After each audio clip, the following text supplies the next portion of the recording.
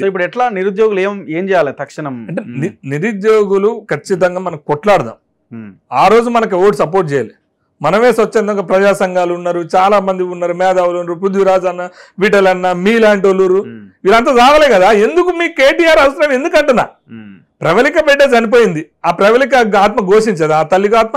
ఆ రోజు మేము పోయినప్పుడు కనీసం ఆ బిడ్డను ఖననం చేసుకుని ఇలా పోలీస్ ఆఫీసర్ ఎవడో దుర్మార్గుడు సిఐ ఉన్నప్పుడు గుంజి కొట్టిరు మమ్మల్ని. కేఈ వాళ్ళని గుంజి కొట్టిరు. థర్డ్ డిగ్రీ కేఈ వాళ్ళ మీద 3rd డిగ్రీ. అండ్ పోలీస్ మీరు ఒక వీడియో చూపెట్టిన కదా, ఎంత దుర్మార్గంగా అంటే పోలీసు వాళ్ళు ఇట్లా గల్లాలు పట్టుకొని కబడ్డీ ప్లేయర్ లాగా ఇసిరేసిరు కంపలాల మమ్మల్ని. ఈ త్యాగాలు మర్చిపోదామా? ఈ గోసలు ఈ కష్టాలు మర్చిపోదామా? నిజాం నవాబు కాక మన తల్లుల్ని ఆ రొమ్ములు కోసేదో చేసిండని చెప్పేసి బట్టలిప్పి బరబత్తల మీద బతుకమ్మలాడిచ్చిండని చెప్పేసి మనం మాట్లాడుకున్నాం కదా. అంతకంటే హీనం చేసినటువంటి మళ్ళీ బీఆర్ఎస్ వాళ్ళని ఎందుకు రాణిస్తాం? చెప్పులు తీసుకొని కొడతారు వీళ్ళని. ఇలా చెప్పులు తీసుకొని నిరుద్యోగులు కేటీఆర్ వచ్చి నీకు కనీసం ఇప్పటికీ అధికారం పోయింది కదా, నీకే పోలీస్ ఆఫీసర్ లేరు కదా, ఒక్క 5 నిమిషాలు ఆర్టీసీ క్రాస్ రోడ్డు దగ్గర నిలబడమని చెప్పులు తీసుకొని కొడతారు. లేకపోతే దిల్సుఖ్ నగర్లో చేయండి. అంటే డ్రామాలు పే చేసుకొని కొంత పెయిడ్ ఆర్టిస్టులు పెట్టుకుని, కొందరినే ఎక్కువ కాదు, ఒక 2-3 ఓ పెయిడ్ ఆర్టిస్టులు ఒక టీం పెట్టుకుని మంత్రి సాలరీ ఇచ్చి వాయిస్ మెసేజ్లు ఏం చేయాలి ఆమె. వాళ్ళు కూడా మళ్ళీ రెడ్డిలో ఏదో పెట్టుకుండు మంచిగా ఉన్నోళ్ళు ఉన్నాయి. ఆమె ఏం చేయాలి, ఒక వాయిస్ మెసేజ్ ఫార్వర్డ్ చేసి ఏదో చేస్తున్నట్టు. అరే నీకు యాస్పిరెంట్ అయితే నేను యాస్పిరెంట్ గురించి తప్పగా, నువ్వు యాస్పిరెంట్ అయితే నీకెందుకు టీం? యాస్పిరెంట్కి టీం ఉంటుందా? ఒక టీం నీకు ఒక సెక్యూరిటీ లాగా ఒక 4 టీంలు ఉంటారా? ఎంత ఎక్కడి నుంచి వస్తున్నాయి?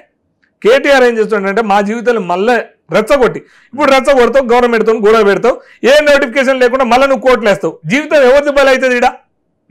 మళ్ళీ విద్యార్థులే కదా, మళ్ళీ మాయే కదా. ఆ రోజు తెలంగాణ ఉద్యమంలో రెచ్చగొట్టి అందరిని చంపించింది వీళ్ళే కదా. మళ్ళీ అధికారం వచ్చినాక నోటిఫికేషన్ లేకుండా చంపింది వీళ్ళే కదా. మళ్ళీ ఏం చేస్తుండ్రు, మళ్ళీ 3వ జనరేషన్ వచ్చింది. మా జనరేషన్ 3 జనరేషన్ కొట్లాడాలి, 3 జనరేషన్లు నాశనం కావాలి.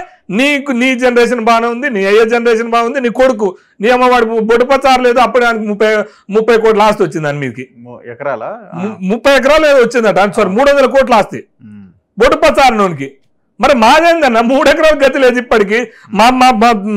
మా సోదరులకు పిల్లనిచ్చే పరిస్థితి లేదు ఇప్పటికీ. నీ 3 కేటీఆర్ జనరేషన్ ఆయన కొడుకు జనరేషన్ బాగుంది, మా ఏ జనరేషన్ పోయింది, మా జనరేషన్ పోయింది, మా బిడ్డల జనరేషన్ ఎట్లా ఉంటుందో తెలియదు. అంటే డిఫరెన్స్ ఉంది చూడండి. ఈ దుర్మార్గమైనటువంటి పరిస్థితి ఉంది. కానీ రేవంత్ రెడ్డి మీద ఖచ్చితంగా బరాబర్ ఫైట్ చేద్దాం. మనకు టాలెంట్ ఉంది, అంత గర్స్ ఉన్నాయి. కానీ మళ్ళీ బీఆర్ఎస్ని కాక ఇళ్ళకు జరిగితే మాత్రం ఈ అనుబాంబు వేస్తారు కదా, అనుబాంబు వేస్తే గడ్డి కూడా మొలవదు కదా. మన పరిస్థితి కూడా గదే. బట్టలు కూడా నిల్వనీయరు, కడ్రాయర్ కూడా నిల్వనీయకుండా చేస్తారు వీళ్ళు. అది thank you very much Suresh Yadav, thank you. So ఇది ఓయూ సురేష్ యాదవ్తో స్పెషల్ ఇంటర్వ్యూ. సో నిరుద్యోగులారా జాగ్రత్త, ఈ ఫైట్ కంటిన్యూ చేయాల్సిన అవసరం ఉంది. ఈ ఫైట్కి మరక అంటొద్దనంటే సో ఇట్లాంటి చెడ్డీ గ్యాంగ్లతో జాగ్రత్తగా ఉండాల్సిన అవసరం ఉందని చెప్తున్నారు. సో ప్రతి దాని వెనకాల ఎవరో ఒకరు ఏదో చేయాలన్న ఒక ప్రయత్నం అయితే జరుగుతూ ఉంటుంది, ఏదో ఒక కుట్ర ఉంటుంది. సో ఆ కుట్రని ఛేదించుకొని ఇంకా మెరుగైన ఉద్యోగ కల్పన జరిగే విధంగా ఈ కాంగ్రెస్ గవర్నమెంట్ 2 లక్షల ఉద్యోగాలు ఇవ్వాలన్న ఈ పోరాటాన్ని ఇంకా బలంగా ముందుకు తీసుకెళ్లాల్సిన అవసరం అయితే ఉన్నది. చూస్తూనే ఉండండి మన తొలివేలు.